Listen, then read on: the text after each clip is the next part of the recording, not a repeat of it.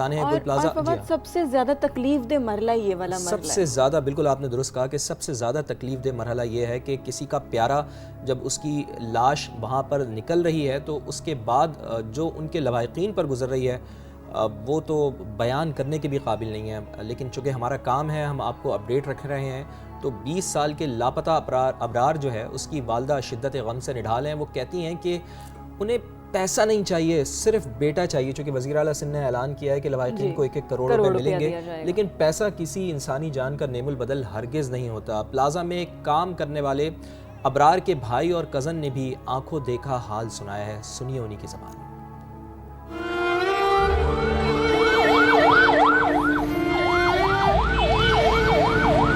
جب میں باہر نکلا مارکیٹ سے فل آگ ہی آگ لگی ہوئی تھی، اوپر بہت دھواں ہو رہا تھا۔ میں باہر آیا، پھر میں نے اپنے بھائی کو ڈھونڈی، میں ڈھونڈتا مسجد تک گیا۔ مسجد میں بہت سارے لڑکے گئے اندر، بولے ہم جائیں گے، ہم نکال کے لائیں گے بندے۔ ریسکیو ٹیم کوئی بھی نہیں آئی، 2 گھنٹے تک کوئی بھی نہیں تھا وہاں۔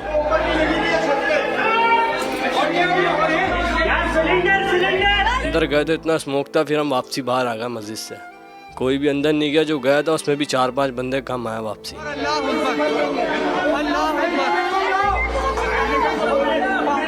دھواں جو بہت ہو رہا تھا نا، آگ لگی ہوئی تھی، تو کسٹمر حضرات بہت چلا رہی تھی، رو رہی تھی، تو انہوں نے پانی وانی بھی پلایا برالوں کو، میرے کزن نے پانی پلایا، ان کو آگ دکھایا، لیٹے جلا کے جیسے لے کے نکلے آگے۔ عورتیں تو نکل گئیں باہر، اس کا دوست بھی نکل گیا ہے، لیڈیز چلانے لگی، میری بیٹی رہ گئی پیچھے۔ وہ بیٹی کو دیکھنے گیا، مڑ کے واپسی وہ نہیں آیا برا۔ صبح خوشی خوشی گیا، 50 روپے لیے میرے کو، امی میں ناشتہ کروں گا مجھے 50 روپے دے۔ 4 دنوں کے پیچھے کیسے رو رہی ہوں میں؟ دے گی حکومت مجھے میری اولاد لا کے دے گی، میرے کو پیسہ نہیں چاہیے، کچھ بھی نہیں چاہیے، مجھے اپنی اولاد چاہیے۔ میں غریب ہو رہا ہوں تو میرا کرایہ کا مکان ہے، کچھ سلائیاں کرتی ہوں، میری 2 جوان میرے گھر میں بچیاں بیٹھی ہیں، میں کس کو بولوں گی اب؟ اس کے علاوہ روڈ کی جو کنسٹرکشن ہو رہی ہے ایم اے جناح روڈ پر، وہ بی آر ٹی کا جو پروجیکٹ چل رہا ہے بس سروس والا، وہ چھوٹے فاصلوں پر ہمیں ٹرننگ مل جایا کرتی تھی، اب فائر ڈپارٹمنٹ کو وہ ٹرننگ نہیں مل رہی ہیں۔ اگر ہم نے 30 ملین کی پاپولیشن شہر کو بچانا ہے تو یہ ہمارے جو 1500-1200 جو فائر فائٹرز ہیں، ان کو اگر لاکھ 2 لاکھ روپے کی پراپر ڈریس اپ ان کو کر دیا جائے، ان کو اگر پراپر گیئر کے ساتھ اکوپڈ کر دیا جائے تو یہ کام کر سکتے ہیں۔ سرچ اینڈ ریسکیو چلتی فائر کے دوران، حادثے کے دوران کیا جاتا ہے، یہ نہیں ہوتا کہ آگ بجھ جائے تو آپ اس کے بعد جو ہے سرچ اینڈ ریسکیو شروع کریں گے۔ ایک لمحہ قیمتی ہوتا ہے، اور ان حالات میں فائر فائٹرز کی اپنی پروٹیکشن کے لیے پی پی ایز کے علاوہ اس کے علاوہ جو ایمرجنسی سسٹم ہے اس کو ایکسپوز کیا ہے۔ ہم بلڈنگ بائی لاس کی بات کریں تو کراچی میں اندھیر نگری مچی ہوئی ہے، ایس بی سی اے کو کتنا ذمہ دار سمجھتی ہیں آپ؟ بالکل، سندھ بلڈنگ کنٹرول اتھارٹی کے ریکارڈ کے مطابق جو ہے تقریباً 30,000 سے زیادہ بلڈنگیں جو ہیں وہ گراؤنڈ +4 اور ابو ہیں، اور ان سب کو جو ہے ان کی سب کی ایک شیلف لائف ہوتی ہے ہر بلڈنگ کی، کہ وہ کتنا جو ہے اس کی ویٹ کو بیئر کرنے کی سسٹینیبلٹی کتنی موجود رہ گئی ہے۔ اس پہ جو ایس بی سی اے کا جو اس کو عمل کرنا بڑا ضروری ہے۔ اور ڈبل سٹیئر کیس کی جہاں تک بات ہے تو یہ تقریباً پوری کراچی میں آپ سمجھ لیں کہ 2 سے 5% میں ڈبل سٹیئر کیس ہیں، باقی سب کے سب جو ہیں وہ بہت ہی نیرو گلیاں ہیں، اور ایک بلڈنگ کے بعد دوسری بلڈنگ بالکل نیئر بائی بن جاتی ہے۔ تو اسٹیٹ از نو ڈاؤٹ اس میں، اسٹیٹ کے پریشر کے بغیر، اسٹیٹ کے انٹرسٹ کے بغیر یہ بات یہ بھی ہے کہ گل پلازا ریڈ زون میں واقع ہے، وہاں اتنا بڑا سانحہ ہو جانا، کراچی کا علاقہ صدر، کیا آپ سمجھتے ہیں کہ اداروں کے درمیان کوارڈینیشن کا نہ ہونا بھی ہے؟ اور ساتھ ساتھ میں یہ بھی فرمائیے گا کہ ممکنہ طور پر آپ کیا سمجھتے ہیں، ابھی تو کوئی واضح طور پر چیز سامنے نہیں آ رہی ہے، کیا وجوہات ہو سکتی ہیں گل پلازا میں آگ لگنے کی؟ جی، اس میں گزارش یہ ہے کہ جی مشہور زمانہ جو ایم اے جناح روڈ ہے، اس کے پاس ہی ہمارا بزنس ہب جو گل پلازا کے نام سے انوالو ہوا، یہ اس میں ایک بیسمنٹ ہے، ایک گراؤنڈ فلور ہے، اور 3 فلورز ہیں اس کے۔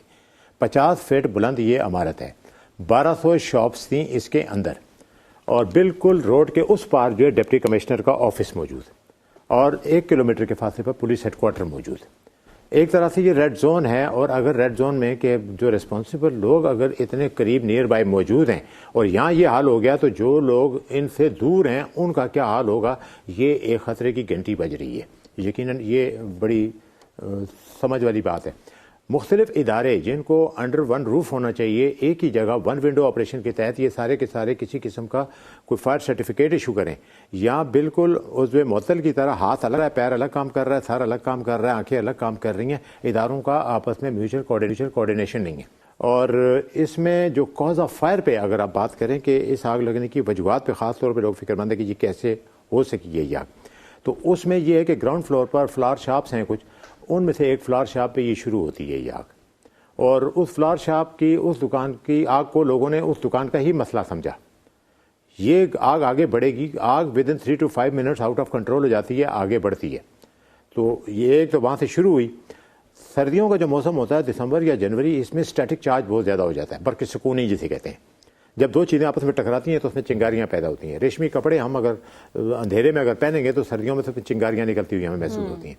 तो स्टैटिक चार्ज एक बड़ी वजह हो सकती है इसकी। फिर इलेक्ट्रिकल डिसिप्लिन जो है वर्स्ट था इसके अंदर, हर किस्म का तार उसमें चल रहा था, कोई केबल ट्रे नहीं थी, उसमें सोलर की प्लेटें भी नज़र आ रही हैं, जनरेटर भी पड़े हुए हैं, कुंडे भी लिए हुए हैं, और मुख्तलिफ लोगों ने एक दूसरे के साथ म्यूचुअल आपस में कि मेरी लाइट जाई तो तू मेरे वाली चलाना और तेरी वाली गई तो मेरी वाली चला लेना, इस तरह मिलजुल के ये सिलसिला चल रहा था। इलेक्ट्रिकल 70% कॉज ऑफ फायर है हमारे इस शहर के अंदर। और फिर हाउस कीपिंग, शॉप खुलने के साथ ही 50% सारा सामान निकाल के बाहर गली में रख दिया जाता है, रास्ते ब्लॉक आते हैं, छत की तरफ जाने वाले सारे रास्ते ब्लॉक, और ये सारी कॉज ऑफ फायर। लेकिन इन सब के आखिर में जिस तरह के हालात से हमारा मुल्क गुजर रहा है कि रोज़ाना कोई ना कोई अनहोनी हो रही है, हम इसमें आर्सन या सैबोटाज के चांस को भी इग्नोर नहीं कर सकते।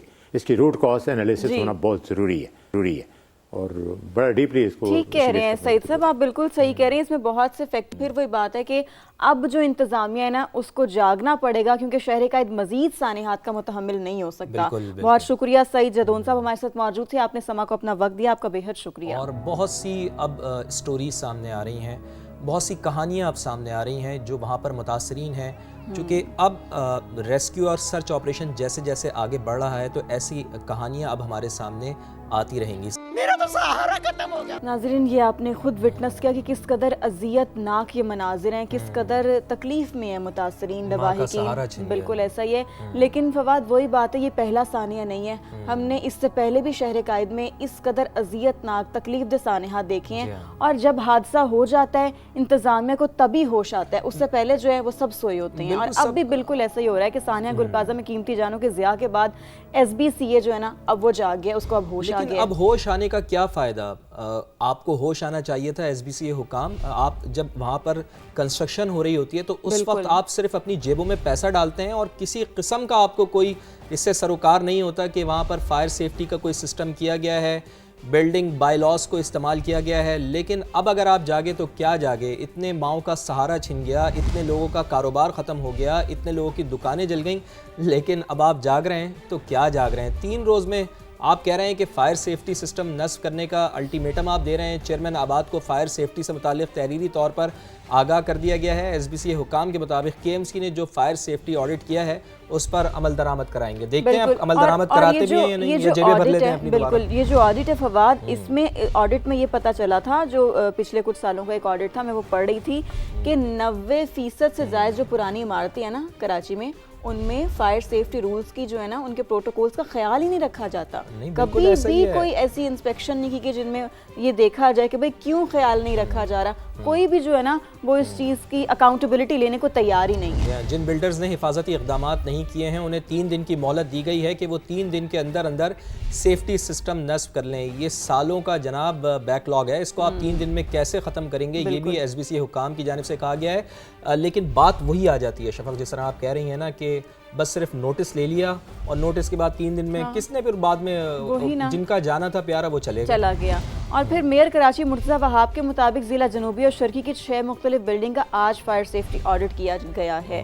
तो अब देखते हैं कि उसमें क्या पता चलता है और किस तरह से ये लोग जो है ना उस पर अमल दरामद कराते हैं कि नहीं कराते। क्योंकि हम तो इतने सालों से ऐसी ही तकलीफ दे चीज़ें यहाँ पर बैठ कर रिपोर्ट करें और बबांगे दोहल ये कह रहे हैं कि ये जो है ना गलत है, खुदारा अब जाग जाएं। बिल्कुल, और हम ये उम्मीद करते हैं कि जिस तरह कराची को बिल्कुल लावारिस छोड़ दिया गया है सियासी तौर पर भी और एडमिनिस्ट्रेटिव तौर पर भी, उम्मीद करते हैं कि आइंदा कराची में कोई ऐसा सानिया देखने को हमें ना मिले।